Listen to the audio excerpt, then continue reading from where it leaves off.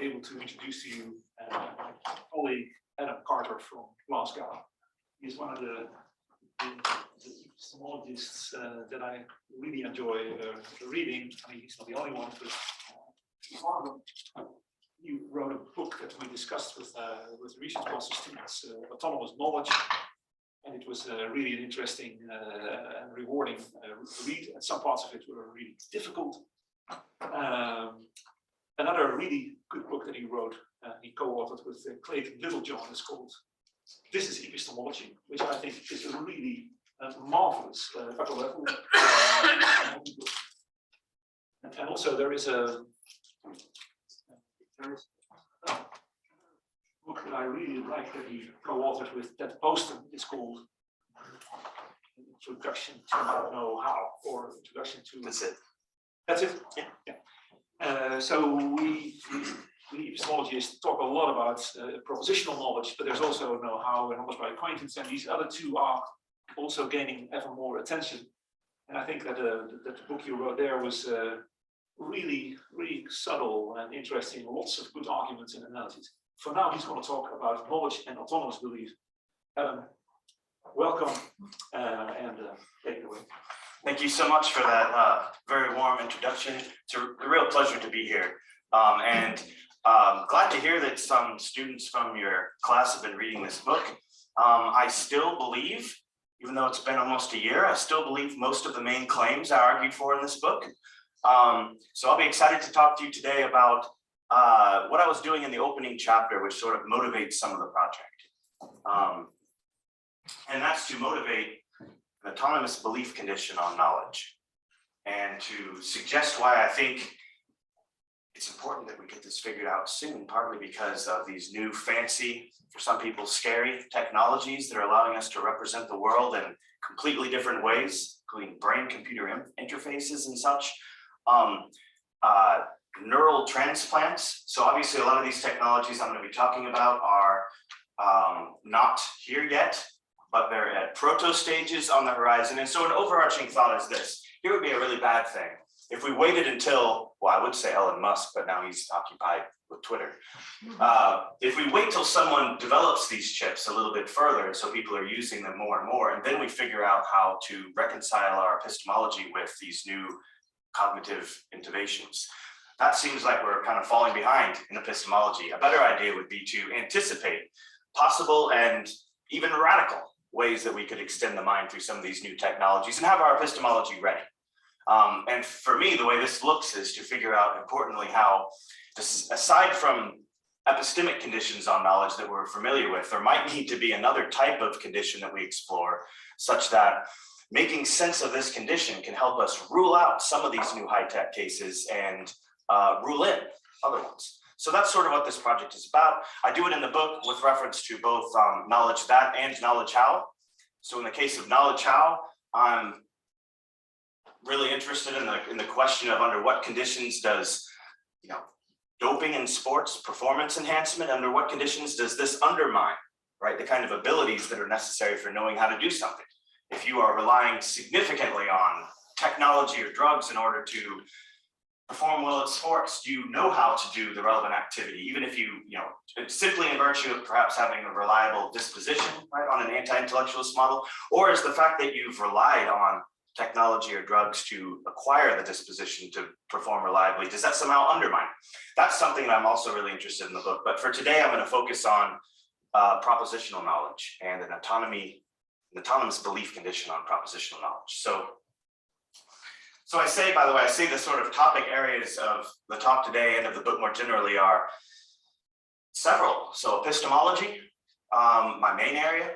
I say cognitive enhancement, that's probably not accurate. So there's a whole literature in bioethics, which is referred to as the enhancement, the debate about moral and cognitive enhancement. And these folks are often interested primarily in medicines and with very specific questions under the description of cognitive enhancement. I probably should have said something like cognitive extension. That's cognitive extension via, some of you might be familiar with sort of the Clark style, extended mind style cases. So that's the kind of case that I'm most interested in the book, are cases in which we might extend our cognition by using various types of, and I focus mostly on technology. Another area is the philosophy of mind and cognitive science and philosophy of technology. So all these get, and I guess there's a few more, all these get sort of chucked in the book, with epistemology being the sort of guiding way that I'm structuring the discussion. So the future of knowing, oh, I forgot to update this particular slide, that's awkward. So I changed the title of the book. Now it's Autonomous Knowledge. It used to be titled in an earlier draft stage, The Future of Knowing. That sounded a little bit pretentious. So I got rid of that title. Autonomous Knowledge maybe sounds a little better. So the aim is to motivate on the basis of sort of radical cognitive extension cases, including ones that we can own are unlikely to occur anytime too soon. Some are more on the intermediate horizon. To motivate the need to upgrade our theories of propositional knowledge, specifically by motivating an epistemic autonomy condition on propositional knowledge. The satisfaction of which, importantly, on the view that I go for, is not going to be entailed by the satisfaction of other conditions on knowledge. So I don't think it's the case that the right way to ensure that known beliefs are suitably epistemically autonomous in a way that rules out certain types of high-tech cases. I don't think the right way is to try to argue that there's some magic epistemic condition, maybe some kind of a justification condition that's going to do the relevant ruling out work. So I think that an autonomy condition is needed in its own right. So the talk aims to, as it were, sort of motivate a transition in the theory of knowledge from JTB plus X, where X is anti-Gettier case. By the way, I'm going to qualify this in a moment, just so you don't think I'm too old-fashioned. Transition from JTB plus X to something like JTAB plus X, where this is a condition that matters for knowledge and it stands on its own. We need to theorize about it as an independent condition. Now, you might say, but Williamson said, you know, knowledge isn't analyzable. Why are we still doing this old-fashioned thing? Fair enough. So a lot of my colleagues and best friends at Glasgow, Chris Kelp and Mona Simeon, they think that this is completely antiquated. I think they're wrong. I think that maybe something like virtue epistemology gives a nice, elegant way of theorizing about knowledge. You know, success from ability, propositional knowledge. So I'm not a knowledge firster. However, I pursued the project in a way, and I'll say this a little bit at the end, in a way that is friendly for those who are more traditionalists, who theorize about knowledge as composed out of ingredients. But I also say something about how the idea that knowledge has to involve a certain kind of epistemic autonomy also is applicable to knowledge firsters who don't think that knowledge is, who take knowledge to be prime. So I suggest at the end the relevance of the project for knowledge firsters and say that there is straightforward relevance. Okay, you all know about Neuralink? Ever heard of that? If you ever Google Neuralink, it's embarrassing not to even talk about what Elon Musk is up to, but it's one of his projects and he's juiced a bunch of money into it, over 250 million in startup funds he's got for this. Now they've tested it out on pigs. It's difficult to get ethical approval with humans for some of this stuff.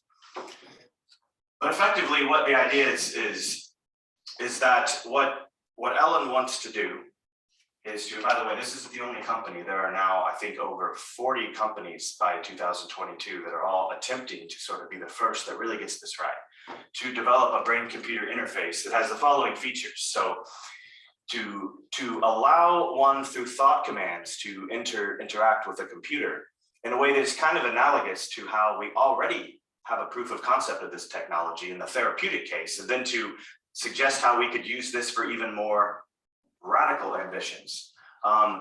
Here's what I mean in the therapeutic case. So this is already the case. There was a, I guess it doesn't matter. I think he was a dentist in France and he fell down a flight of stairs and became paralyzed, and he used an exoskeleton suit to allow him to move around and manipulate objects in three-dimensional space. The way he did that was through thought commands to the exoskeleton suit. So for example, it would be something like this. Now, if you think this is science fiction, you can actually find videos on YouTube of people doing this. So you think, move the arm to the right, the arm moves to the right. So this technology exists, brain-computer interfaces where thought commands can control external objects, right, outside of one's mind. That exists. Ellen wants to allow us to interact with computers in a much wider scale than just for therapeutic purposes. And so that's one of the aims for Neuralink, to allow us to constantly have our mind hooked up to a computer. Imagine this, rather than saying, hey Siri, oh, I shouldn't say that because my phone will do something. Hey, exactly. Rather than say that, right? Imagine, you want to know what the weather is. Imagine thinking this. Is it going to rain? Now, via thought command, you interact with the computer in a way that's analogous to how this French dentist thinks move the right arm, but now you think, what's the weather? And now you have information provided to you immediately via thought command. That's what he's after. So, as with many high-tech technologies that seem like they would change the face of the earth, a lot of people say, we're about 30 years away. Now, of course, then 30 years happens and people continue to say, we're about 30 years away. Well, the going line is that with BCIs like this, that we're about 10 years away. So interestingly, a lot of folks that are, so Neuralink is just one example. I have in the book a list of about, I think by the time this was published, about 15 different companies, startups that are working on BCIs, and they're all optimistic that within 10 years we'll have working versions of these that are available. Okay, going down this road with BCIs as well as other kinds of technologies, right, is going to radically sort of change what would have to happen in order to represent the world. It wouldn't, our normal way of figuring out information would begin to look different. We would use different methods of gaining knowledge than we normally do right now, which include,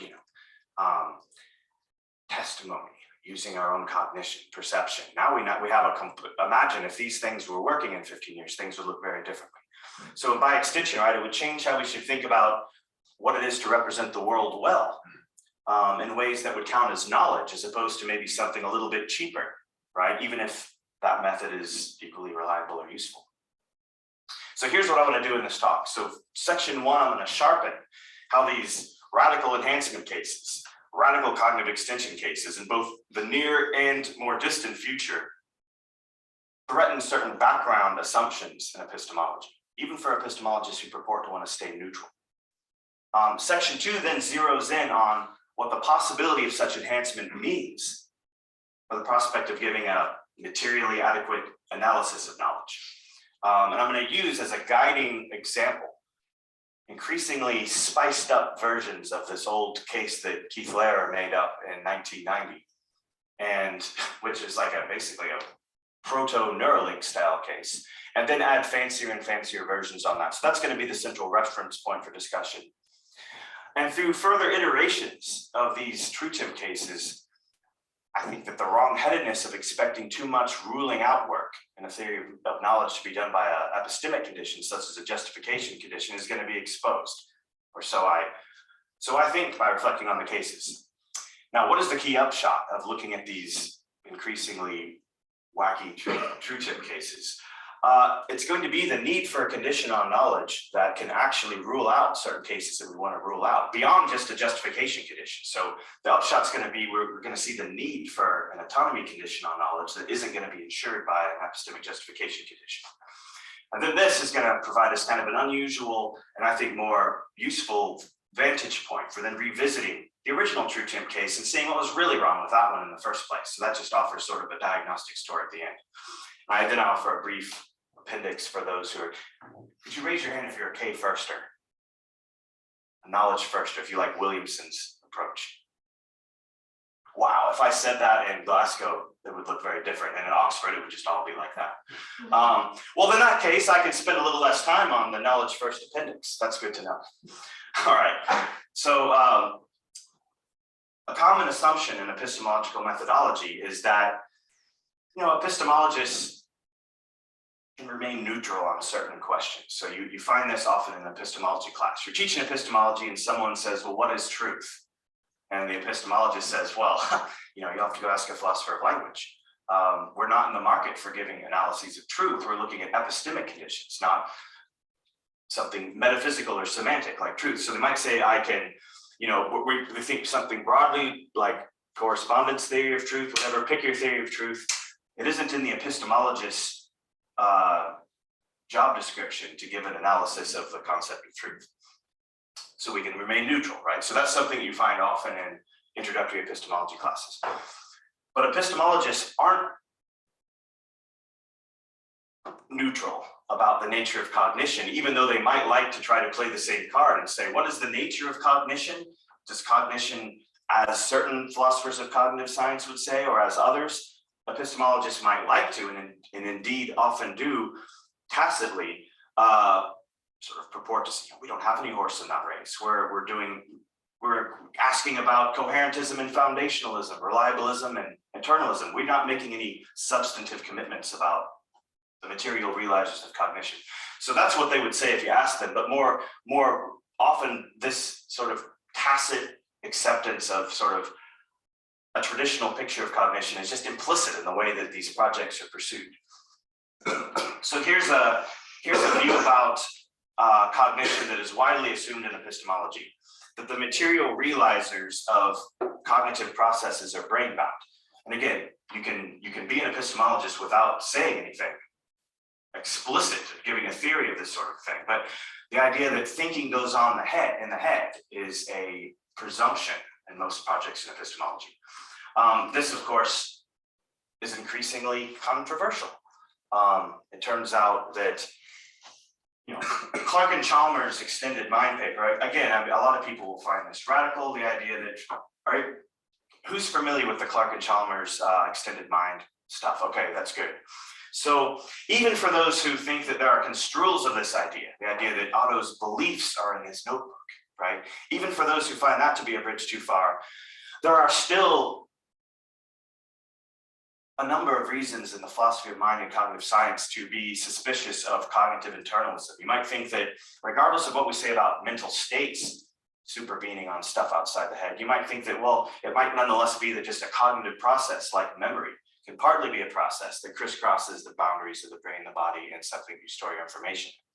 So at any rate, increasingly cognitive internalism isn't this pillar or bedrock that can't be questioned. And that's something that's taken for granted by epistemologists. So is cognitive naturalism. The idea that not only is cognition realized exclusively by processes that go on in the head, but also the processes themselves, right, are realized by innate stuff, biological brain stuff. This is slightly stronger than just cognitive internalism. It's cognitive internalism plus the idea that the stuff in the head, right, needs to be innate or biological. So even this is increasingly something that we should, even though it's just taken for granted by a lot of projects pursued in epistemology, this is also getting increasingly out of date given recent technological innovations, including like in 2015, we've got the creation of the first artificial neuron. So far, my understanding is that neuron has been successfully implanted only in mice, but it would be probably naive to think that that within 20 years, we wouldn't have been more ambitious in our use of artificial neurons. No, but if that's the case, then we also should question not only cognitive internalism, but also the sort of innativist thesis that the only material realizers of cognition are things going on in the head and things that are made of brain stuff. All right, so where I want to be right now is the idea that technological advances are increasingly heading in a direction where cognition is increasingly realized, potentially by stuff that's outside of the head and potentially by stuff that isn't made of brain matter. All right, now does the fact that the nature of cognition is rapidly changing via new science, does that really matter for epistemologists? Like, should epistemologists even care about that? Could you can imagine an old-fashioned epistemologist saying, well, not only am I neutral about this stuff, but I can stay neutral about it. I don't need to update my, assuming received thinking about this stuff because it doesn't matter for epistemology, perhaps. That's kind of a negative answer. Maybe such folks again might say, well, this new fancy stuff, maybe it'll make gaining knowledge easier, but that's not particularly epistemologically interesting. It shouldn't change it. It shouldn't lead us to revise our substantive theories that matter in epistemology. Is that negative answer right? I think it's not. So I think this kind of conservative thinking might be on somewhat safe footing if we only looked at the sort of technologies that are available like right now. Even then it's a bit dubious for some of the reasons that I just mentioned. right? We might have extended cognition right now, and we also have, at least in animals, some proof of concept of non-innativism with respect to cognition. But why would we do that? Why would we restrict our thinking just to stuff that's been invented right now? Why would we not try to future-proof our epistemological theories, at least beyond right this moment? Here's a sort of thought experiment to suggest why it would be sort of methodologically unprincipled to do that, to restrict the kind of technologies that would matter for how we theorize about knowledge to the ones that are available just now. All right, so here's a Gettier analogy. So suppose there's an otherwise impeccable Gettier case that featured as part of the story some high-tech hologram. The relevance of that particular Gettier case, I think it would widely be agreed, right? And its usefulness for showing us something about the nature of knowledge, that's not going to be undercut if it turns out that the technology, right, that featured in that Gettier case hasn't been invented yet. The hologram with lasers. I know my supervisor back at Edinburgh, been a while, he used to always just say, imagine that such and such was created by lasers. And I'd say, how's a laser? Never mind, just imagine that it was created by lasers. So imagine that, in some Gettier case, some hologram or something was created by something that hasn't been, really invented yet, isn't on the market yet. It would be very short-sighted to set aside the significance of such a Gettier case for our theorizing about knowledge simply because the technology isn't already available on the market. That wouldn't make any sense at all. In fact, a lot of our best thought experiments include science fiction scenarios that aren't able to be brought about by current technology. So what I want to now argue is that there is a kind of possibility, namely the possibility of acquiring beliefs in ways that entirely bypass our exercise of cognitive faculties. And I call this in the book sort of radical cognitive extension, or radical cognitive enhancement. So again, the cases I'm focusing on here, cases of acquiring beliefs in ways that sort of bypass the exercise of our cognitive faculties. That is just, and perhaps not even very far, outside the cusp of our current technologies, and which really does turn, and this is the point I'm gonna hopefully convince you of, it really does turn to generate, it really does generate a need for us to revise our substantive thinking about the nature of knowledge. So the upshot of thinking about what certain possible and indeed on the cusp technologies could do with allowing us to acquire beliefs in certain ways should actually lead us to change our theorizing about what knowledge is. That's what I'm going to try to convince you of in what follows. So let's go back to true temp. True temp was invented in, a character invented in 1990 as an objection to reliabilism. This case was initially supposed to show that, aha, Goldman's wrong. So Goldman says knowledge is a true belief that is produced by a reliable belief-forming process. Pretty good view, but here's Mr. True Tip. And the thought is that Lehrer is banking on you to say Mr. True Tip doesn't have knowledge. Mr. True Tip has a temperature detecting device implanted in his head that regularly causes him to form with perfect reliability true beliefs about the ambient temperature, but he has no idea why he believes what he does. So here's Mr. True Tip.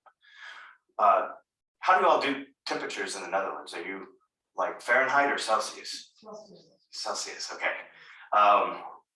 So Mr. True Temp is like, it's 20 degrees. Compulsively, he'll just say that. Why do you think that? Don't know. No idea. Then you'll say next day, well, what's the temperature now? 14 degrees, 14.5 degrees. Why do you think that? Don't know.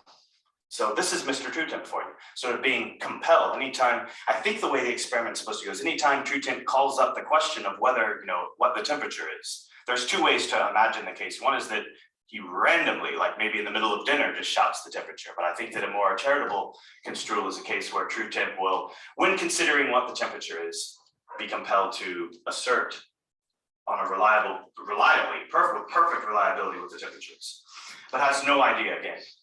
Can't give you any reason for it. And again, it's the brain chip that's causing this. So the reliability, the source of the reliability of True Tip, it's the brain chip.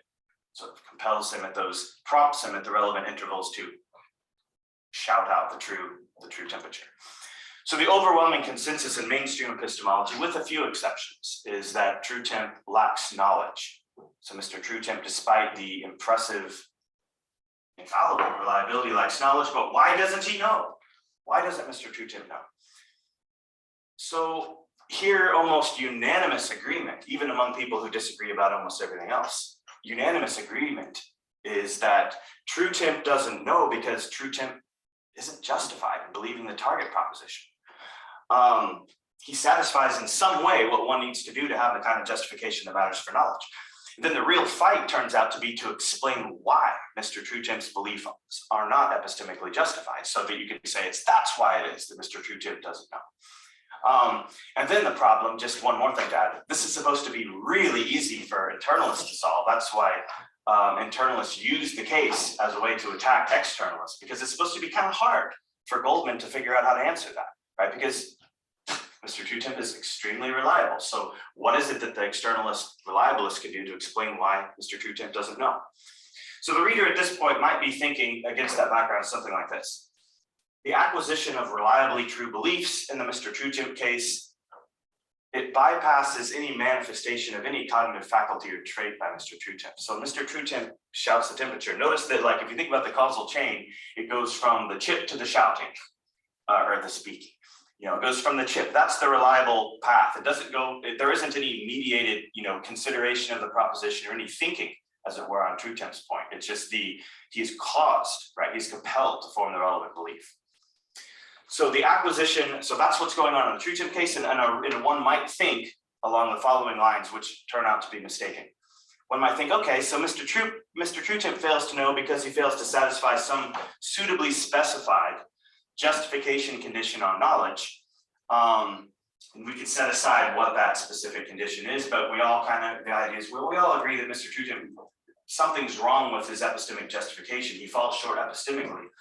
Therefore, we might think in other weirder sci-fi cases, no matter what contraption Elon Musk invents or whatever new brain-computer interface technology we might be using to represent the world in 100 years, one might think, regardless of that, we should just assume that what we need to appeal to rule out such cases that we think aren't knowledge would be a justification condition, whatever the kind of condition is that we use to deal with True Temp.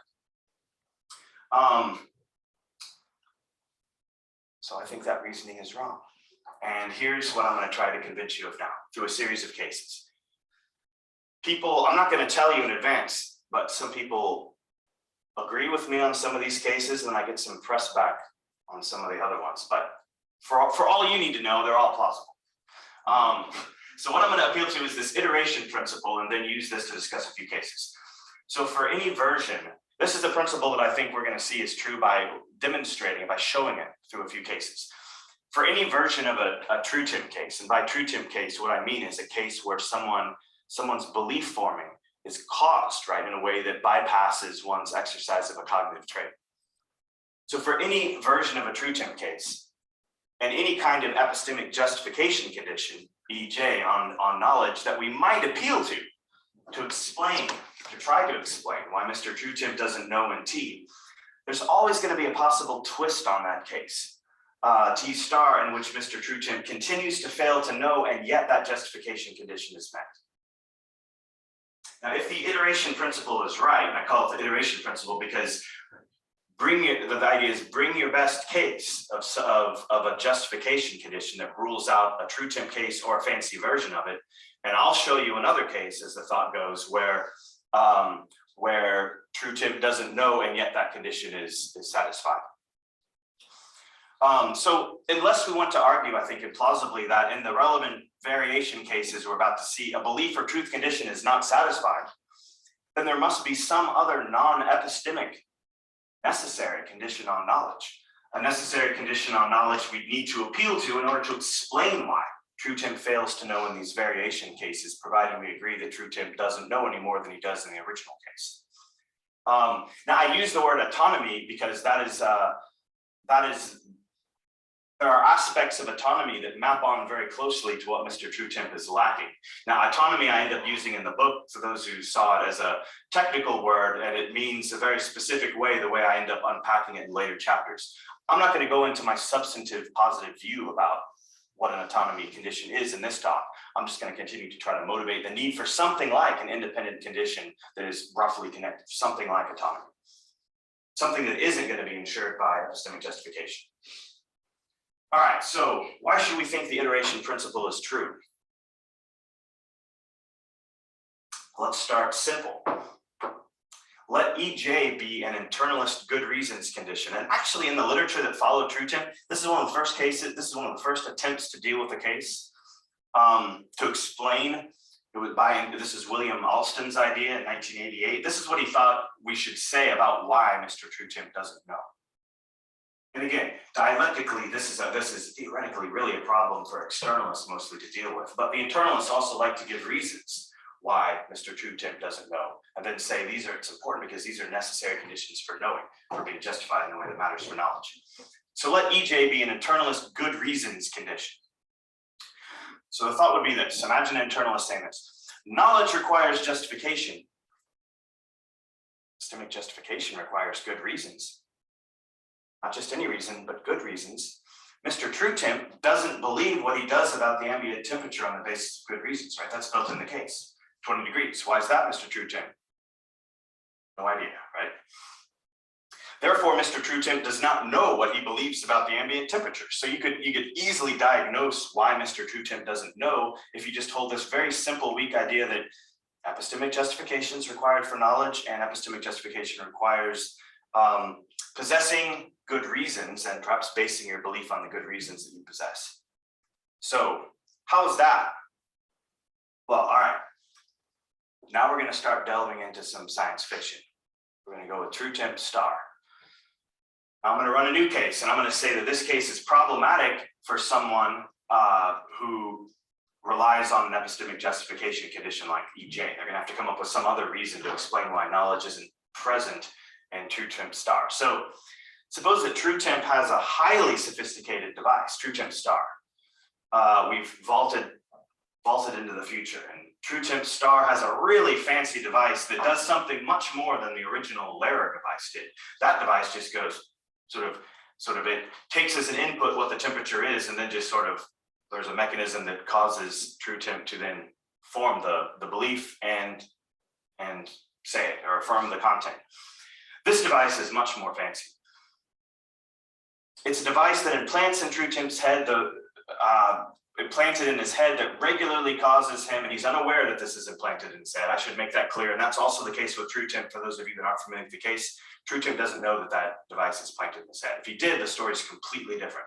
But we're assuming that TrueTemp does not know that the device is planted in his head. Neither does TrueTemp star know that the fancier device is planted in his head. And here's what this does. It causes him to form true beliefs about the ambient temperature. Up to this point, this is no different than the original device. And whenever the device causes him to form a temperature belief P, here's what the new TrueTemp XJ2000 super version does. It also compels him to believe another proposition, a separate proposition Q, in addition to the compelled belief about the temperature P. And then finally, the device then compels TrueTemp to believe P on the basis of good reason Q. Sorry, there's a typo there, on the basis of good reason Q. So what the device does, device 1, just to make this easy, implants the belief it's 20 degrees. Device 2 implants the belief it's 20 degrees, and implants a reason. Just completely implants it, just compels the person to have this reason, and then compels TrueTemp to make an inference, not on the basis of anything else in his mind, but on that particular belief. That is the good reason for believing P. So this is a fancier device. Now, what do we say about this case? Well, it's very difficult to think that TrueTemp has knowledge in this case if we deny that he has knowledge in the original case. It seems like there's something structurally isomorphic going on in the two cases, in the sense that there is compulsion that led to the belief, full-on compulsion in the first case, and that's exactly what's going on in the second case, in the more sophisticated device. This is just compulsion via a couple more causal chains of compulsion, as it were. So the thought is that, look, if Mr. TrueTimp doesn't know in the original case, he's not going to know in TrueTimp star. If the epistemic status of TrueTimp's original belief is epistemically impoverished, right, doesn't know, as it's taken to be, then so is the reason R, right, and so is the compelled basing. That's the thought. So the upshot is that the good reasons diagnosis would, even if it explains why TrueTimp doesn't have knowledge, it doesn't explain why TrueTimp star doesn't have knowledge, because TrueTimp star crucially satisfies the EJ condition. TrueTimp star satisfies that. EJ star says you have to, in order to know, have a good reason for your belief and base the belief on that good reason. Well, TrueTimp star does that, right? And yet TrueTimp star doesn't know. So it looks like, and by the way, this, I think I say mutandis for any internalist foundational strategy. The way I was thinking about this in the book is that, okay, suppose you have, you go through, you have this compelled belief, and then you identify all these good reasons that you have, and then these are based at somewhere in the chain on a compelled belief that was just caused by the device. The thought is that just like for any foundationalist, an internalist foundationalist, they'll think that if you have a rotten foundation, right, then the house collapses. The thought is similarly, even if you try to build in more beliefs that he needs to base something on, if he bases it in anywhere in the chain, right, on a compelled belief, the thought is that he doesn't know any more than he knows in TrueTimp star. So let's try a different internalist condition, something that can't be mimicked, the epistemic features of which can't be mimicked through upgrading the device. Let's go with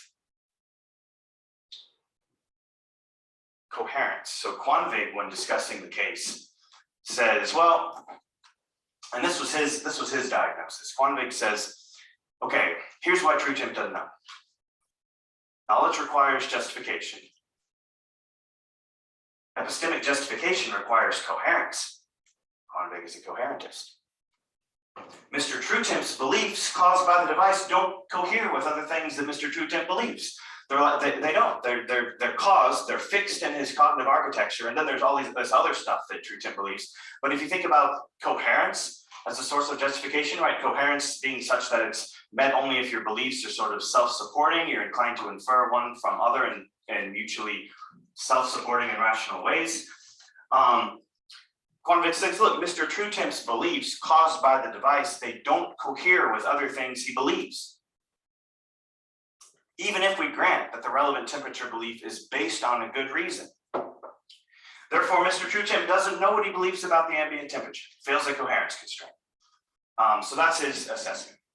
Now, you've already seen what I've done in the first move. You can probably guess what I'm going to do now. Just run a fancier case.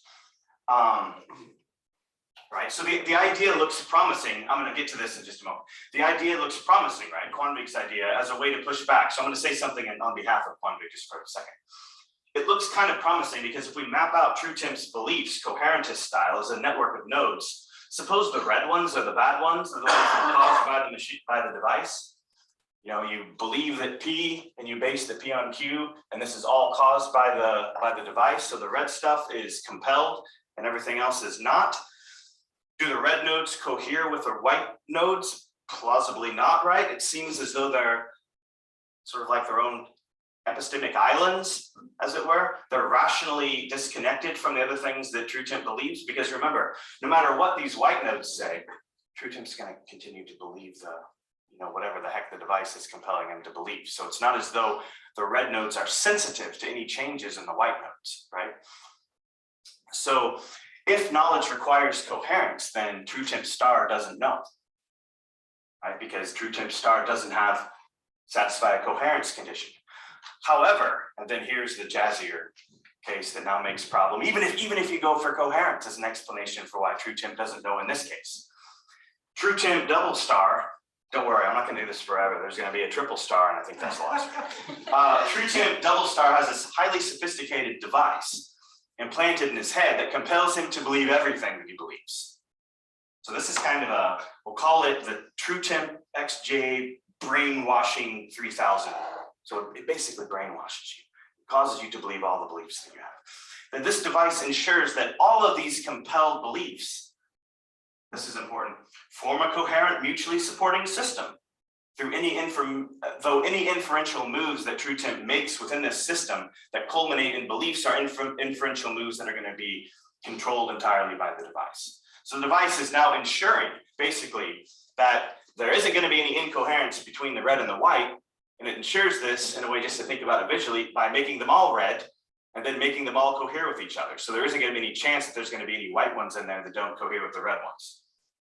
So what do we think about this case? Well, first point about this case, right? If the epistemic status of TrueTemp's original beliefs in the original TrueTemp case are epistemically impoverished, right? If he doesn't know, and if knowledge isn't present in TrueTemp star, neither is it in TrueTemp double star, right? For the very same reason, we have this compelled causal chain. And again, the only thing that's different is the causal chain of compulsion is a little bit more sophisticated in this case. The machine does a little bit more, but it's doing the same thing. A second point is that in TrueTemp double star, the Quanvig style coherentist explanation for why it is that Mr. TrueTemp lacks the kind of epistemic justification that's necessary for knowledge, right? In TrueTemp star, this doesn't cut ice anymore. This doesn't work, right? Because the relevant temperature belief in this newer case, it is something that Mr. TrueTemp believes, and which is by the coherentist lights, right? It derives justificatory support from the wider coherent set of beliefs within which it's situated. So put simply, Quanvig's condition isn't satisfied in TrueTemp star, but it is satisfied in TrueTemp star star. So that's not going to work. Well, maybe it's time to bring in Greco. And this gets tougher when we bring in Greco. So let's go externalist and forget trying to do this as an internalist would do, which we've been kind of thinking through so far. Maybe the way to explain why TrueTemp doesn't know is to do it as an externalist would do, as the sort of folks would do who actually had to deal with the case, right, in the first place, right? This is really a problem, a theoretical challenge for externalists. So let EJ be a virtue reliabilist condition.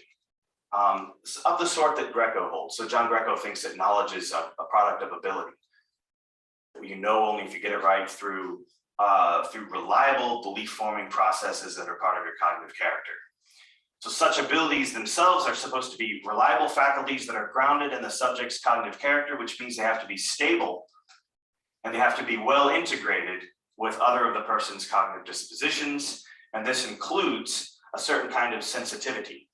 So for the virtue reliabilist, right, the kind of abilities that you exercise when you know have to be abilities, the exercise of which is sensitive to ways that the environment or yourself might change.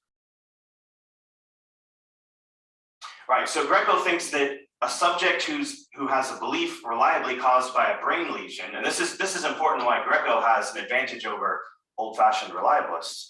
Greco, I mean, here's an old-fashioned reliabilist case that Plantinga brings up. Imagine someone has a brain lesion that reliably causes them to believe that they have a brain lesion. So every time they form a belief about, I said, do you have a brain lesion? Yes. But what's causing that is this weird brain lesion that just has the only effect of it is that it reliably forces you to believe you have a brain lesion. The thought, of course, is that brain lesion person doesn't know any more than TrueTemp knows, because it's like there's something external to the person's cognitive architecture that's causing them to form the relevant belief. Greco wants to say that his view is better than reliabilism, because his view can explain why the reliable process of just relying on the brain lesion to tell you that you have a brain lesion isn't knowledge. And the reason is that, quote, the cognitive process associated with the lesion just isn't well integrated with the other aspects of the person's cognition. It's like its own little reliable thing going on that's insensitive to everything else you might think and your other intellectual abilities. So the process, right, it produces only a single belief. Think about it as like a process in red, like a red node style process. It's an island process. And it's unrelated and insensitive to other dispositions governing the formation of the belief, right? So the thought goes, the same goes for the TrueTemp case of any of the varieties, right? The process of forming beliefs is unrelated to and insensitive to other dispositions governing the formation and evaluation of his beliefs. Thus, Mr. TrueTemp fails to know. That would be the explanation for why TrueTemp fails to know if you're Greco, if you're an externalist who embraces the knowledge is achievement idea. Well, it was harder to, I mean, I like this type of view more generally. I like a Sosa style, Greco style view of knowledge. So I got thinking initially, I wonder if maybe that view just is powerful enough to rule out true temp as knowing in any version of any case that we could imagine, no matter what sophisticated technology. But I became convinced that it doesn't. We can do the same thing even for Greco. So here's the case that I think, and this is, I believe, the last case. This is a case that I think does in even Greco, right? It's a little bit longer because the device is a little bit more sophisticated. So suppose that true temp has a highly sophisticated device, blah, blah, blah, implanted in his head. Once implanted, the device, through an immediate and highly advanced form of neuromodulation, remaps true temp's cognitive architecture in such a way that while the device is still causing him to believe what he does about the ambient temperature, the process that leads to this, right, a process whereby he compulsively forms temperature-related beliefs controlled by the device, is itself, then the thought experiment will suggest, kind of like auto-integrated with the rest of his recently neuromodulated cognitive architecture. So a consequence of this auto-integration is that the process that controls his temperature belief formation, right, and this is a process that's controlled and caused by the device, is not insensitive to other dispositions governing the formation and evaluation of his beliefs. But the fact that that process that helps him form temperature beliefs isn't disintegrated from other processes he uses to form beliefs is because of the device, right? The device is also controlling these other dispositions that govern the formation and evaluation of his beliefs. So the device is doing a heck of a lot more, but what I'm saying it's doing is it's doing the same epistemically relevant things that Greco thinks matter for an ability to do that not merely a reliable process can do. This is kind of complicated, so I have an orchestra analogy to try to make a little better sense of it. So for Greco, appealing to Greco, a Greco style move will be one where we think of Mr. True Temp's mind as kind of like a musically integrated orchestra, where the playing of each instrument, this is how I'm describing this counterexample, this type of a case, where the playing of each instrument is sensitive to the playing of all the other instruments. So no one's out of tune, the playing of every instrument is sensitive to the playing of all other instruments, i.e. like Greco thinks our reliable abilities need to be appropriately integrated. But the instruments themselves, and thus their dispositions to be attuned to the notes of the other instruments. This is all sort of uniformly being controlled by an all-powerful conductor through some elaborate form of whatever, some sort of mind control or something like that. But the thought is that, yeah, the orchestra is integrated, right, in this case that I'm suggesting, but through some external means, which is the source of the fact that the instruments are integrated, right? So in this case, the fact that the instruments are so well integrated is not due to any of the musicians. It's not of no credit, right, to any of the musicians that they are sensitive to how each other play. This is all just being controlled by the all-powerful conductor. So, and the reader can see this is similarly what's going on in the sort of example that I show would be a problem, even if you appeal to a Greco-style condition in order to try to rule out that sophisticated, rule as not knowledge, the sort of sophisticated cases that the internalists couldn't rule out. All right, so the reader can see where this is headed, right? It seems like no matter how we unpack an epistemic justification condition on knowledge to try to explain why someone like Mr. True Temp lacks knowledge, it looks like there's always going to be some further way we can tweak the case in some sci-fi fashion, right? So that Mr. True Temp continues to fail to know, and yet that epistemic justification condition is satisfied. So it looks like the iteration principle is increasingly looking plausible. Uh-oh. Okay, taking a step back. So it looks like we can't simply rely on an epistemic justification condition, I think, to do the ruling out work that we're going to have to do in order to deal with a range of imaginable cases. You might think again, the case I used to deal with Greco, that's a really sophisticated device. Well, we're increasingly inventing and coming up with more and more sophisticated devices. Our theory should at least in principle be able to accommodate them. And it just doesn't look like we should be comfortable thinking that an epistemic justification condition is going to be able to rule out all possible high-tech fancy gizmos that we would rely on to form beliefs. And I hope that the sort of series of cases sort of would make you at least a little suspicious of thinking that we could rely on an epistemic justification to always be able to mimic whatever epistemically good-making features further and further devices would be able to do that would compel our beliefs. Right, and so I don't think that this should be surprising. So at this point, I hope we'll see. Maybe some of you don't share the intuition.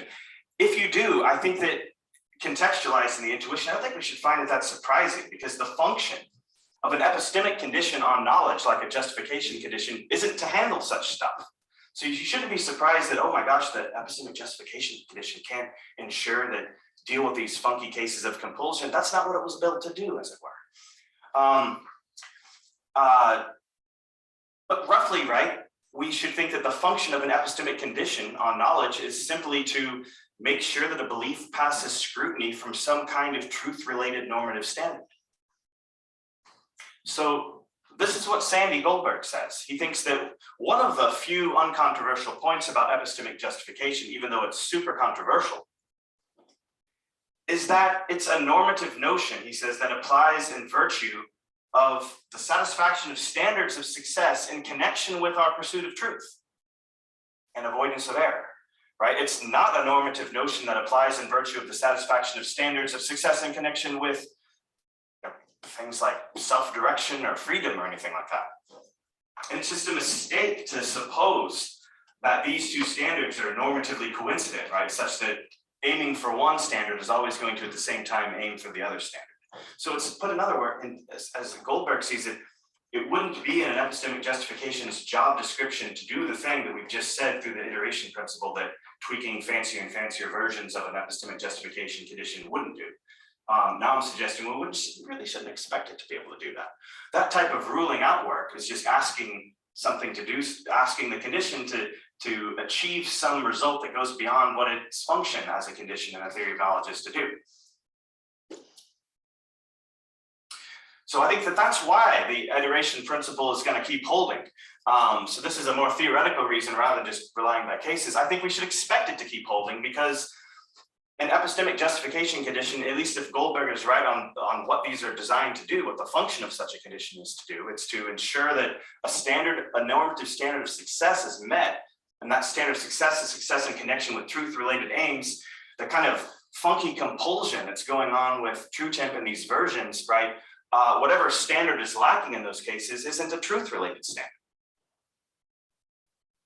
So what an account of knowledge requires then, in order to accommodate the thought that we fail to know across the gamut of sci-fi cases, is not a better or more flexible epistemic condition on knowledge, I think, but rather a condition on knowledge, the satisfaction of which is in principle incompatible with the subject knowing in cases in which they are compelled to believe certain things, or cases in which someone's belief, right, they're acquiring the belief bypasses in any way their exercise of any of their cognitive traits. So what I think is that rather than to put more and more pressure on a justification condition to do more work than it's supposed to do, I propose a revisionary, I think, but important, but needed strategy, right? The addition of a further independent condition on knowing. And again, I'm using this at this point, since I'm not talking about chapter 2 of the book, I'm using this stipulatively, something like an autonomous belief condition. And for right now, all that matters is a necessary condition on knowledge, which is in some way key to normative standards of success, not in connection with the belief's likeliness of being true or known, but in connection with the beliefs being in some way free from compulsion. So that would be roughly the sort of standard of success relative to which we would measure whether a belief satisfies an autonomy condition. And it's going to play a different function in a theory of knowledge. And I think that this function, I mean, if we're headed where things look like we're headed, getting the nature of such a condition right is going to be more and more important, because we're going to need to lean on that condition more and more to rule out cases of mere compelled belief that in some way is cheaper than or falls short of knowledge that we think isn't knowledge. Thus, I think I suggest a transition from JTB plus X, which I take to be a dominant paradigm, to JTAB plus X. And again, you should start theorizing about this as a condition in its own right. Now, something I do in the book is try to say what the A is. And so I go I'm not gonna go into the details, but one thing that I think is important. So I'm an externalist in epistemology, which means that I think that the kind of epistemic condition that matters for knowing is an externalist condition. So I think that its obtaining needn't be such that you are aware of or have justified beliefs that it obtains. So I'm kind of like, to put my cards on the table, I'm kind of like a Sosa style virtue epistemologist. But what I think about the autonomy condition is that you can ask, just as it's its own condition, you can ask questions that parallel the sort of internalism, externalism questions when theorizing about the A condition. So the first and most important question, I think, is one that really just mimics the question between the divides internalists and externalists. So in epistemology about justification. So what they ask is, are the conditions that are needed to be met for a belief to be justified, are these available and by reflection alone, right? The internalist says yes. The externalist says no, they needn't be available to just on reflection. We can ask the very same structural question about an autonomy condition. So it goes something like this. Are the conditions that must be met for a belief to be suitably autonomous, for the matter with respect to have an autonomous belief that is in the market for knowledge, are these conditions that one should be in a position to realize, obtain by reflection alone, an internalist position, or are they not? And what I go for, just as a sneak peek for those who haven't seen what the rest of this does, is I go full externalist on an autonomy condition, and I do this by sort of cheating and grabbing some literature over in the moral responsibility debates and imagining what this literature would look like if sort of transposed over into epistemology. So we have, when asking, when is a belief autonomous in the way that matters for moral responsibility, there's already a bunch of literature on this that epistemologists are able to help themselves to. One type of view is internalist. It thinks that what matters for a belief's autonomy of the sort that matters for moral responsibility is just a matter of the present structure, reflectively accessible structure of the thinker's mind at a time. There's a different view in the moral responsibility literature, an externalist view. This is kind of like Al Maley's view. And it thinks that the causal history of a belief is really important, including the causal history that one need not be aware of. It's very important in assessing whether or not a belief is autonomous in a way that matters for moral responsibility. So just as we have an internalism versus externalism fight about the kind of autonomy of a belief that matters for moral responsibility, likewise, we can transpose some of this kind of debate and theorizing about what the heck does the nature, how do we theorize about the nature of the A? And without spoiling things much further, I go externalist. I go with a causal history account of the A. Since none of you, since the time is pretty much up, and since none of you are, oh darn, I wanted to get to that. Since none of you are knowledge firsters, since I'm far enough away from the United Kingdom that Williamson's tentacles of influence haven't gotten everyone, I'm not going to try to say why, hey, this matters for knowledge first too, but I will end on the note by saying, hey, it actually does matter for knowledge first too. Okay, that's it. Thank you very much. And I don't know, if you're at a bookshop and you see that, feel free to pick it up. Thanks.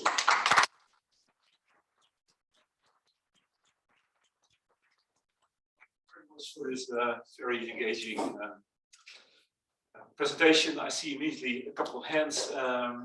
Let's start with Rick because he has to leave early. Yeah, thanks so much for that. Thanks, Adam. That was wonderful. I really enjoyed it. And I like the sort of attitude of us, if I may use that word, as epistemologists, being proactive towards developments in reality, so to say. So great job. And I also like the overall approach. Two quick thoughts.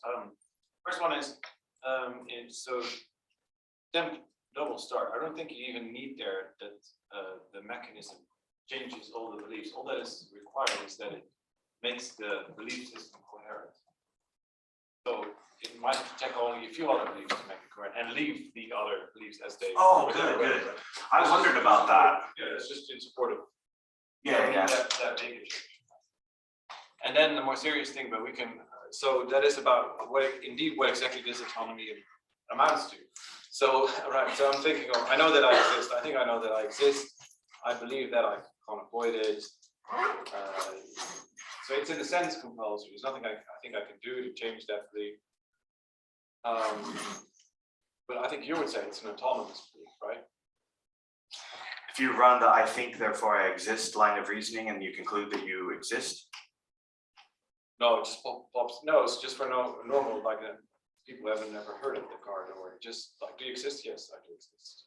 Just, it's there. I think they know they exist. But in what sense is that an autonomous belief? So you could just add, well, it's not externally. There's no external compulsion. Oh, good. Yeah. What about internal compulsion? Like, I believe that 1 + 1 = 2, but I just believe that because of I don't know, my parents always were a couple against me, and so I got this like trauma. So that's why I believe 1 + 1 = 2. And it seems that is the right sort of compulsion that you want to. Right. So I'm just thinking about how to cash this out. Okay. Maybe you've written about this that I've missed. So that's very helpful. So one thing is the autonomy condition that I end up going for is one that is stipulative, and that I use the term in a way that does come apart from our ordinary use of autonomy. And that's unfortunate. I couldn't think of a better way to capture the term, but here is just a brief spoiler for the way I'm thinking of what needs to be met for a belief to be autonomous in the way that matters for knowledge. So the way I do it, I define it like this. I say a belief is autonomous in the way that matters for knowledge, right? As opposed to in the way that matters for moral responsibility. I argue that, those two can come apart. A belief is autonomous in the way that matters for knowledge, as long as it doesn't have a compulsion history. Or the way I put it is, if a belief has a compulsion history, then it is not autonomous in the way that matters for knowledge. So a belief's having the property of having a compulsion history is sufficient for a belief's not being autonomous in the way that matters for knowledge. Now then, of course, all right, I just kicked the can a little bit down further. What the heck is a compulsion history? I give it 2 conditions, which are jointly necessary and sufficient for a belief's having a compulsion history. The first condition is a belief, as I call these, and this is sort of mimicking some of the tactics that are used in the moral responsibility literature. So one is I use a bypass condition and an unsheddability condition. And so the thought is that these 2 conditions are jointly necessary and sufficient for a belief's being having a compulsion history. And then if a belief has a compulsion history, then it's not autonomous in the way that matters for knowledge. So the bypass condition is this.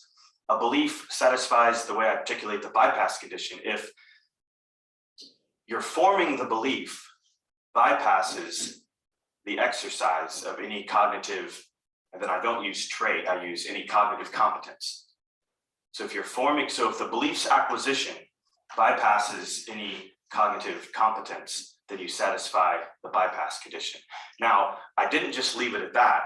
After thinking it through, I think there are some cases in which a belief can still be autonomous in the way that matters, even if you acquire it that way, provided it's sheddable in the face of normal opportunities to shed the belief in the face of new evidence.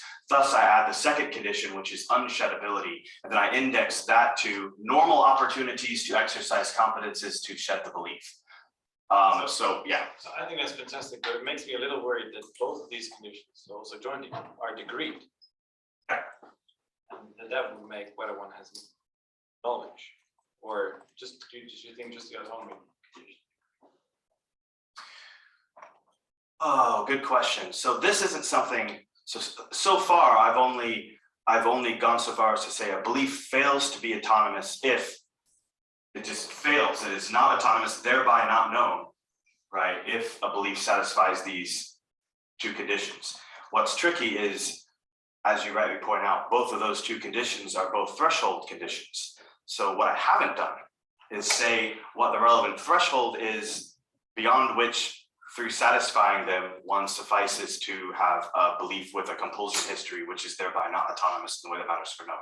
So I haven't got the threshold fixed, but that is a good point, because you can imagine a case where a belief is, I use words like not easily sheddable, and I have like a modal characterization, and I say something like, in most nearby worlds where an opportunity presents itself to have evidence where you would have evidence to shed the belief, you don't.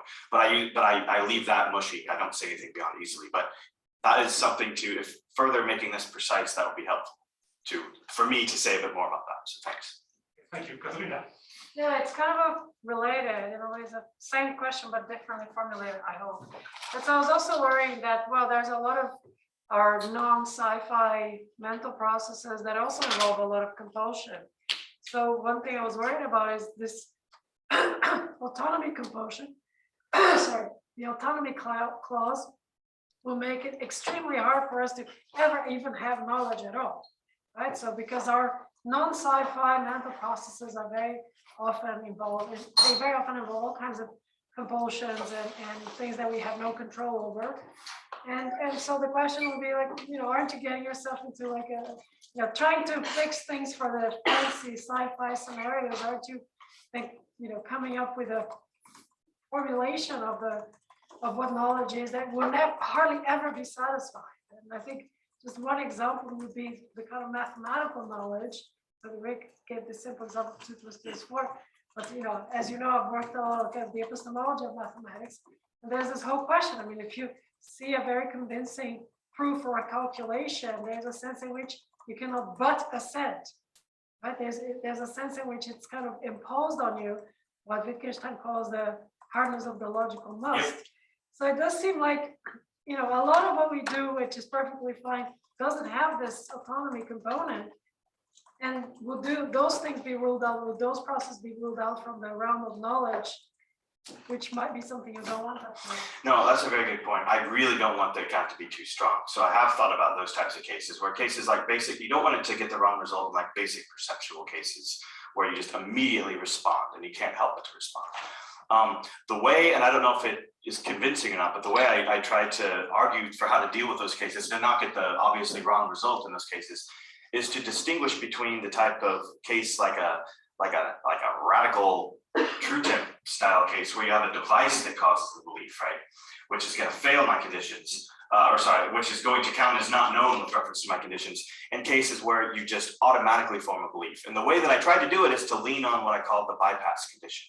So in the way I'm thinking of bypassing, even though you can form certain beliefs automatically and do form beliefs automatically, your assenting to the target proposition doesn't bypass the exercise of any of your cognitive processes. Rather, in those cases, like in just normal cases where you just can't help but to believe, you're exercising them in an automatic way, as opposed to affirming the content of the proposition in a way that bypasses them entirely. The second thing I try to do in order to not have a view that's too strong is to try to focus on what suffices for failing the contrived way I'm thinking of the autonomy condition on knowledge. So I say these sort of things are enough to fail my autonomy condition, whereas to some extent I try to leave open on the other side of the terrain, like by saying, so I give an account of heteronomy. So I call it autonomous knowledge, but really the account is an account of heteronomy, what's sufficient for at least being heteronomous. So because what I find really difficult, and I don't have an answer to this, and I thought about writing a paper on this once and I gave up because it's too hard. What the heck is going on in early childhood? The reason that I find that tricky is that brainwashing cases I don't know much about brainwashing, but brainwashing cases have a structure that seems to be pretty darn similar to some of these sci-fi cases, right? You can imagine, just simply replace from a chip from brainwashing and you get the same result. And I do want to say that in brainwashing cases, the agent fails to satisfy my autonomy condition on knowledge. They don't know, even if they are reliably assent to the proposition, they are brainwashed. The knowledge isn't theirs, as it were.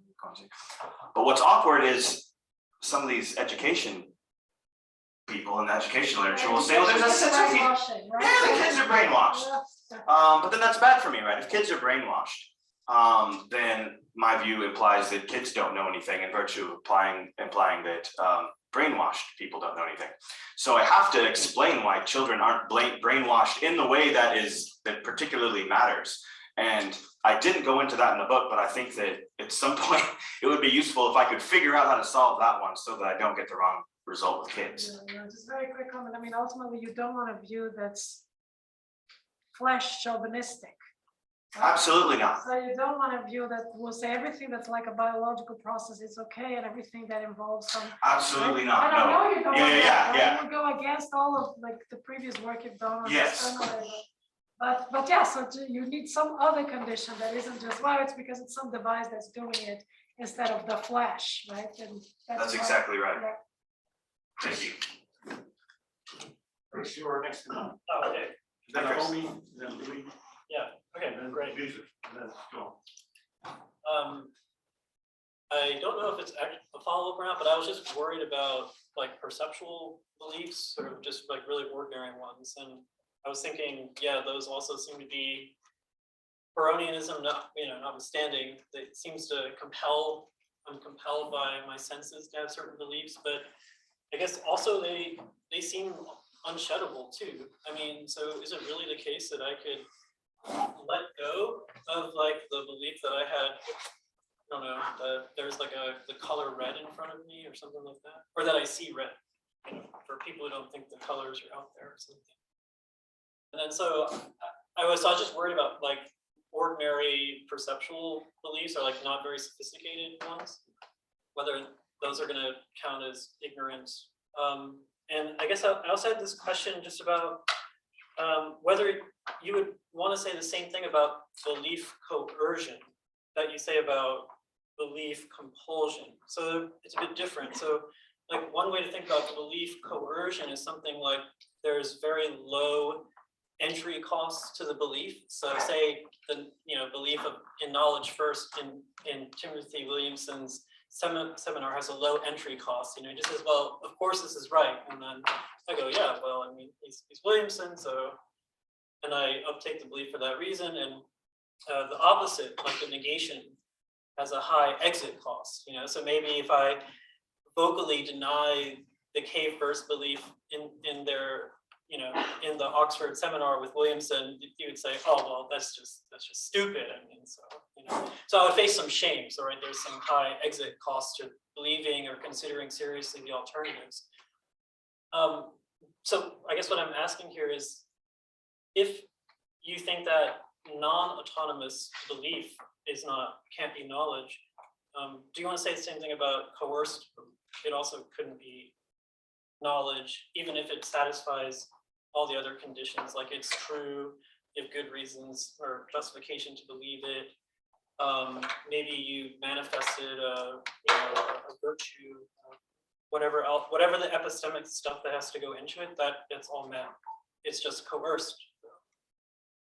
So yeah, so really two, sorry. Thank you. Right. So one question was about perception. The second question is about why would I want to extend the account to beyond what I call compulsion beliefs, also, beyond beliefs that have a compulsion history, also to beliefs that have a coercion history.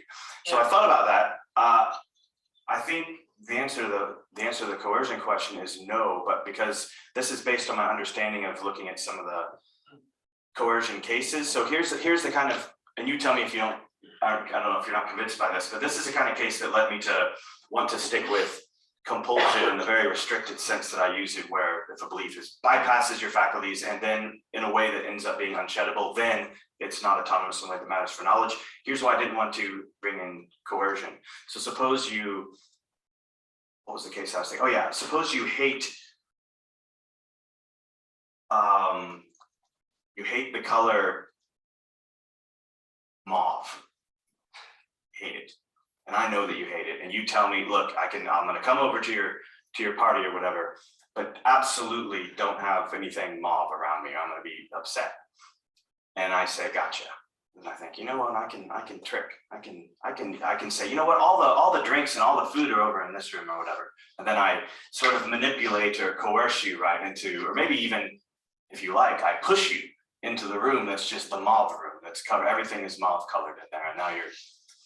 Well, in such a case, all right, it looks like the following two things hold, right? I've coerced you into forming the belief in a certain way. You didn't want to form a belief about anything being mauve because you didn't want to be around anything mauve where you'd be in a position to form it. So I've coerced you into forming that belief. Even if I didn't compel you to form it, I coerced you into forming it. But it still seems like, of course, when you look at the mauve stuff in the room, it looks like you still then know that the room is mauve. So it's cases like that that led me to want to not extend things over to coercion. Although that's not to say, though, that I think some cases of coercion happen to also satisfy other conditions whereby they would be non-autonomous in a way that matters for knowledge. About the perception case. So, so I sort of, in my response to Katerina, I sort of mentioned one of the strategies that I use to deal with that type of a case, which is to just lean on the bypass clause and argue that in ordinary cases of perception, even if I respond automatically and like can't, you know, this is how I'm using compulsion, the sort of a design, a technical way that that comes apart from the colloquial use.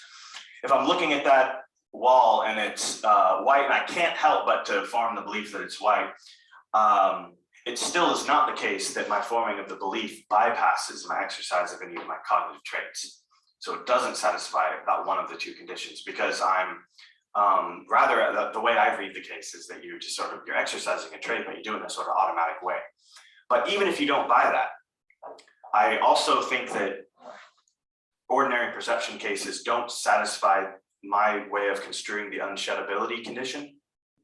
And that's for the reason that I want to grant that a lot of our perceptual beliefs about what is in front of us are not easily sheddable. But part of that's because we just have overwhelming evidence that they're correct, right? It's blindingly obvious to us that certain things are certain colors and that my hand is in front of my face. So the way I do the unsheddability test is I run it like I do a modal twist, where I think the way I formulated it was, in the nearest worlds where you are given evidence against the belief, the question is, do you have an opportunity to shed it through the exercise of one of your cognitive competences? Now, in the case of a perception belief, the nearest worlds, right, in which you would have evidence against it would be a case in which maybe 15 of your most trusted friends and family tell you that there's an illusionist in the neighborhood who's playing pranks or something like that. So the question then for unsheddability is this near world where the illusionist and your friends and family give you this information, is that a case in which you're unable, right, to shed? You'd be unable to shed the belief via your normal competence. So I think perception cases don't satisfy either. But as I also conceded, I would like to, beyond this book, say something about how my thinking in this project relates to something very close to failing the bypass condition and having unsheddable beliefs in the case of brainwashing, not just in children, but also, I don't know, some of you interested in social epistemology might have know about, the T wins stuff on echo chambers and epistemic bubbles.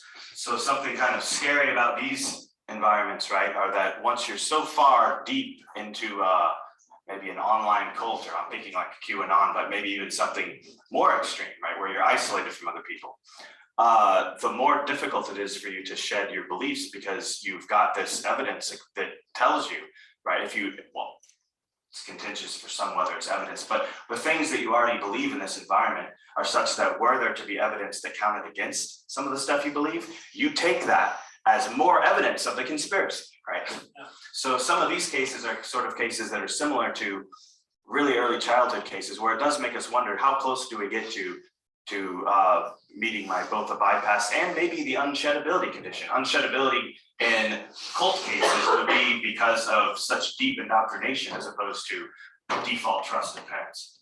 Bye, Katerina. See you. Sorry. Bye. Take care. And I don't have an answer to cults, unfortunately. I wish I did. Naomi. Yeah, thank you so much for the talk.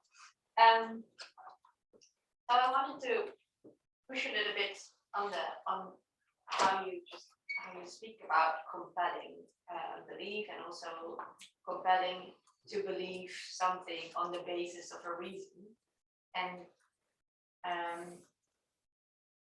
but I think this is not as easy maybe as you make it seem, because I mean, there's obviously a lot of debate on this, but you might also think, well, if you believe something on the basis of something else, then this is not merely kind of more causal relations, but it's actually implies something about that the agent judges something to be true on the basis of something else. So you see the truth of something by seeing the truth of something else. which would include the agent's judgment, which then would mean that the bypass condition isn't completely fulfilled. Okay, so you look a little bit as if you've had this question before, but Yeah, I have. Okay. I have. So I tried to deal with it in the book in a way that I'm now not entirely satisfied with. So I'm going to say to you why I'm not, and also what I think now. So basically, the way I try to do in the book is say, all right, basing is complicated. You've got a dispute, pretty deep divide about the kind of conditions that need to be met in epistemology, right, to count as basing your belief on a normative good reason for holding the belief. So here was my thinking when writing it. Aha, gotcha. I think there's two central views in the basing literature, and both can be mimicked by the device. So there's the causal theory of basing, right? And then there's something more like a doxastic account of basing, where the causal belief, of course, is just that the good reason has to cause the belief. But that I thought, aha, that's going to be easy to do with a machine, through some sort of machine. It can simply cause you to implant the good reason, right, and then cause that to have that good reason, then have causal powers to then cause you to form the relevant belief, and then you're good by the lights of the causal condition. Yeah. Doxastic condition is tougher. So on views that embrace something like this, right, basing isn't a matter of having the good reason cause your belief, but rather it's you're forming a meta belief to the effect that the good reason is a good reason for forming the belief. So I thought, no problem. That meta belief is then just caused. Imagine that the meta belief to the effect that the reason is a good reason to form the belief is also itself caused by the device. If we take a simple doxastic account of the basing relation, we can mimic it, I think, using the machine by simply having, or the chip or whatever, simply by having it cause the meta belief that is a belief to the effect that the good reason is a good reason for forming the belief. So I thought, all good, right?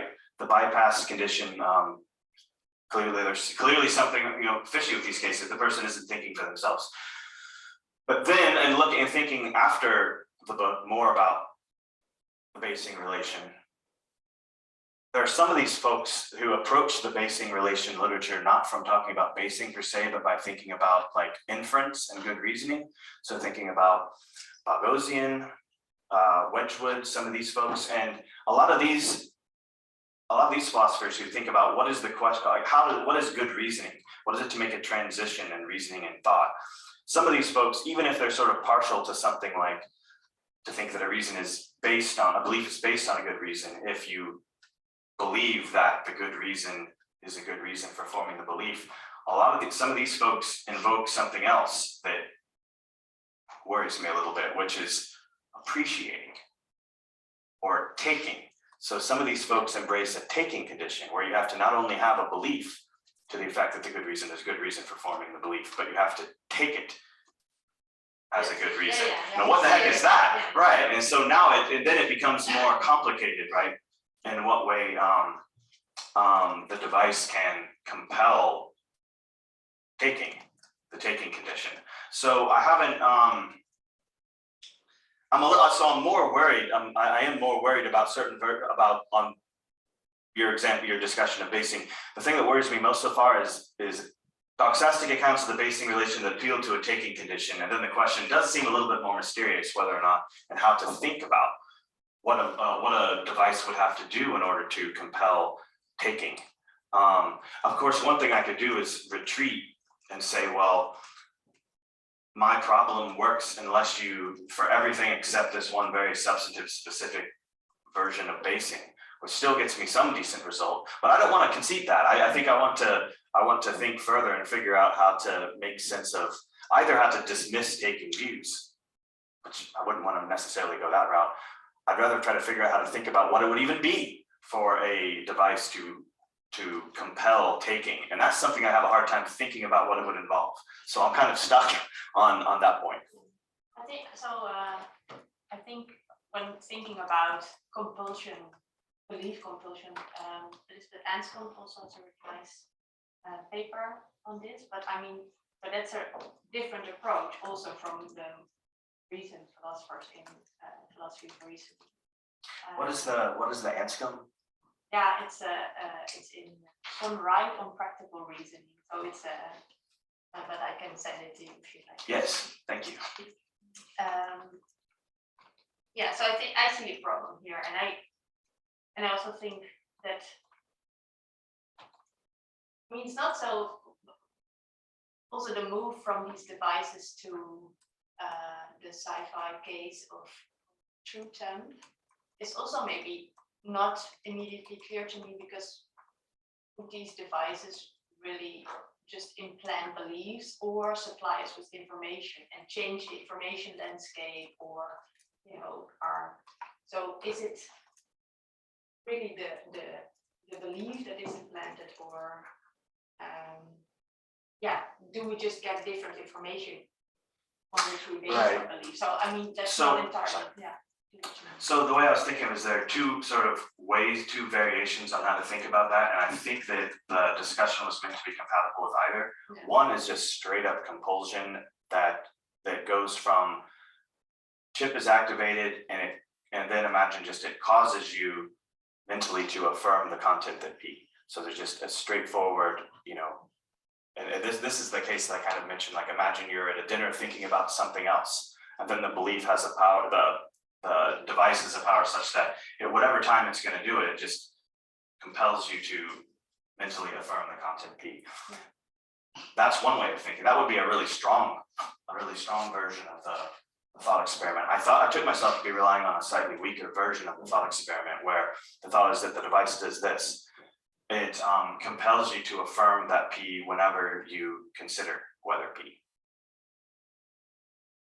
So it isn't as though you would be in the middle of dinner and then you start forming beliefs about the weather, but rather upon, so you start the process by considering whether P, and then that triggers the device, and then it compels you to assent to P. That's at least the way that I took to be like the more charitable way of viewing like what was going on in that case. Unfortunately, the letter didn't give many details, so I played around with it.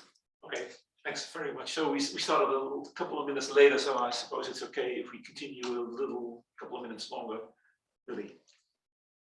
Hi. So as a fellow Edinburgh child, I have a question about this idea of precognition devices. And this leads into my main question, but I just wanted like quick clarification on what you meant by devices. So I'm just wondering if you could briefly state your position on autonomy in relation to scaffolded cognition, especially since whether you think there's a difference between endoskeletal and exoskeletal devices in that sense, and how that affects. And this sort of runs off Naomi's question, right? The main kind of thing that I'm leaning into is whether or not socially scaffolded cognition is going to be something that affects the autonomy condition that you want to put in. So that's kind of the quick clarification thing. But the main question that I have is, and it might be adjacent to the Nguyen concern, which you don't seem to have an answer for, but it's less drastic than that. So the question here is one of ideology in a broad sense. The case that I worked on was 19th century British anti-suffragists, so women who were against the vote. And there you have a manifesto published saying that women were not able to make political judgments that were relevant for imperial government. So that was the claim that was, in a sense, like justified and true at the time, given that women weren't educated in the most sense and so on and so forth. The problem here was that in the nearest possible worlds, like in the case studies that that can be found with Mary Ward, Beatrice Webb, and Louis Cretin, they three of them had different positions when they were challenged on it. So the shareability criteria seems to be a bit iffy in that front. Some of them held on to the belief, and some of them dropped them quite easily. And in that sense, like the question here is ideological beliefs, or are ideological beliefs one that affects the autonomy? Where does it stand on the autonomy condition? So on the view that I go for, they could be known for all I say, simply because I take myself to be going for conditions that are sufficient for heteronomy rather than to give all conditions also that would be necessary for heteronomy. So I take it that, so I'm going to rest on the idea that if your belief is acquired in a way that bypasses the exercise of a cognitive trait and then is unsheddable, then it's heteronymous in a way that's not known. Now, I think that Meet both criteria. Yeah. I think so, yeah, I think they meet both criteria. Now, they might well not be knowledge for other reasons independent of that. But at least the way I would view it, those meet my criteria. But I then step back and say, right, that I've given conditions for what would be enough to make a belief not be heteronymous. And it might be, and which is open to the idea that there could be other explanations for why a belief isn't known that doesn't appeal to those. That being said, about the scaffolding stuff, so here's how I was thinking about that, because you're right, anybody that goes anywhere near Edinburgh walks away like there's something about, like, I don't know, being Andy Clark. I mean, people start believing the extended mind when you get too close to Edinburgh. Renee might have been to Edinburgh enough times, you might even be, no, I'm not sure. But one thing I got to thinking about, and this is how I view this, so I've drank the Kool-Aid on the extended cognition. And I think that excellent reasons for thinking that some of our abilities, as well as like memory abilities, for example, can extend beyond the mind. And I also think that I'm also opening to other forms of scaffolding, including smartphones. So I'm stronger than some extended cog folks. I actually think you could have what I call dispositional beliefs that are supervene on your smartphones. So I'm all open to this. What I think in terms of how this connects to autonomy is that on the extended cognition friendly view, I think that this stuff is you, right? So this is literally you, your smartphone and other stuff, as long as you've satisfied certain integration conditions, that you integrate it into your cognitive architecture in a way that satisfies conditions that Clark and those folks will say are needed for the extended mind. Some people do that in terms of functionalist conditions, others will do it like with dynamical systems theory. As I see it, as long as you've met whatever conditions are needed to extend the mind, then this other stuff is part of you. And so then if that thing causes your belief, this isn't compulsion because there isn't something external to you that's compelling the belief any more than just some ordinary biological faculty that is part of the causal mechanism for you forming a belief. So now some people don't like that. They think that's extending the self too far. But I think it's just a consequence of allowing for scaffolded cognition and to have feedback loops with the way you're thinking and extending in the mind. Okay, so just quick clarification. Yeah. So as I understand it, given these conditions, it will be the case that these women who have these ideological beliefs do know the fact that, or know. Oh, I won't say they do know. I'll say that it's not the case that they're ruled out from knowing, simply because in those ideological cases, it looks to me as though, at least the way I formulated the bypass condition, it looks like they don't meet it. So the idea is that, given my view, it would be an open question whether they know. I mean, so at least empirically, they do meet the bypass conditions though, so that's a concern, yeah. Final question is for John. Okay, thank you for the talk, and thank you for teaching me another pronunciation of the word mauve, which I hate. Yeah, dreadful color. But I'm also a bit worried that my question is sort of paraphrasing what a question was already asked around me, or at least has family resemblance. I don't. I'm not sure.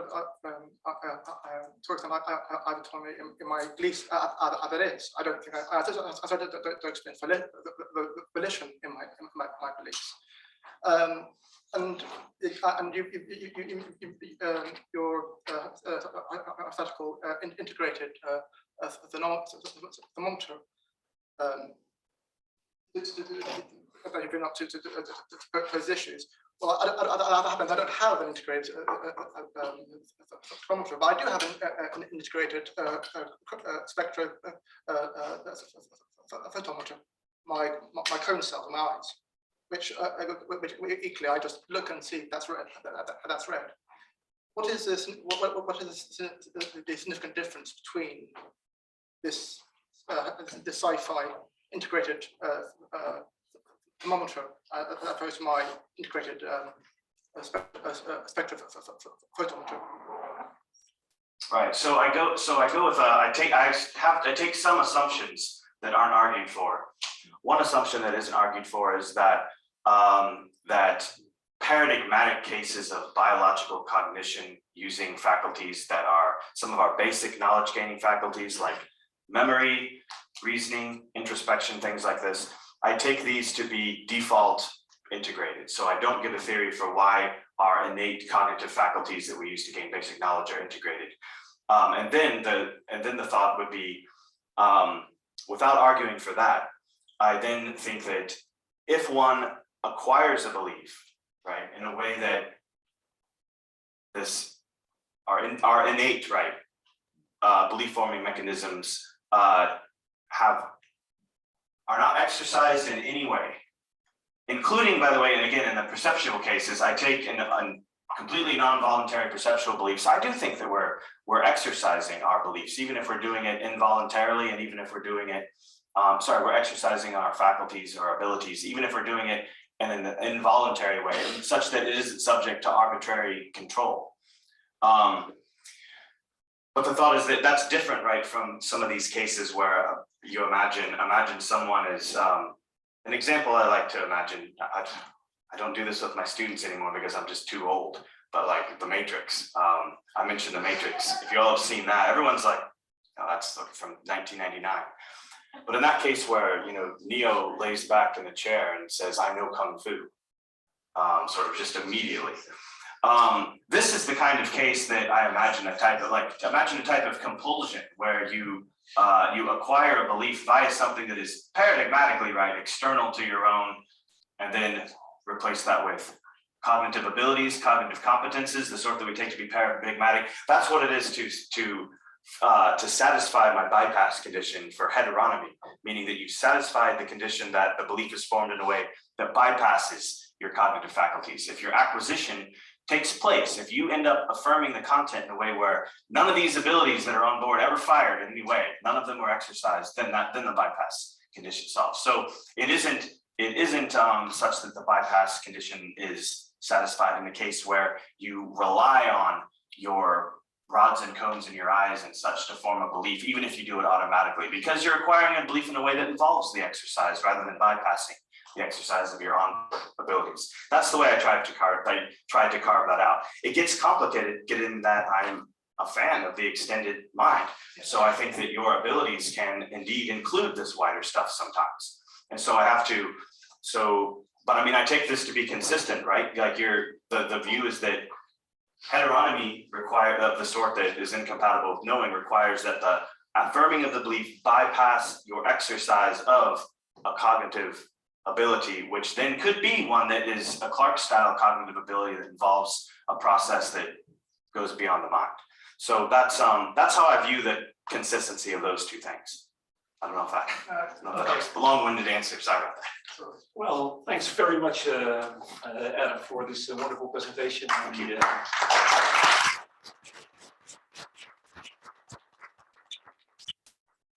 Questions. So tomorrow morning at 9:45, there will be another occasion to see Adam at work when he is participating in the promotion ceremony for Geert-Jan Holtrop, who wrote a dissertation, that's one of the dissertation that was on epistemic conservatism, and it was supervised by Chris and myself. So then he'll be there, and also in the afternoon at 2:30 tomorrow afternoon, we'll have another hour letting people about his book. So some of the master students with whom we discussed the book will be there. If you feel like joining in for another hour and discuss the matters that Adam developed in his book, you're welcome. It's on the 11th floor.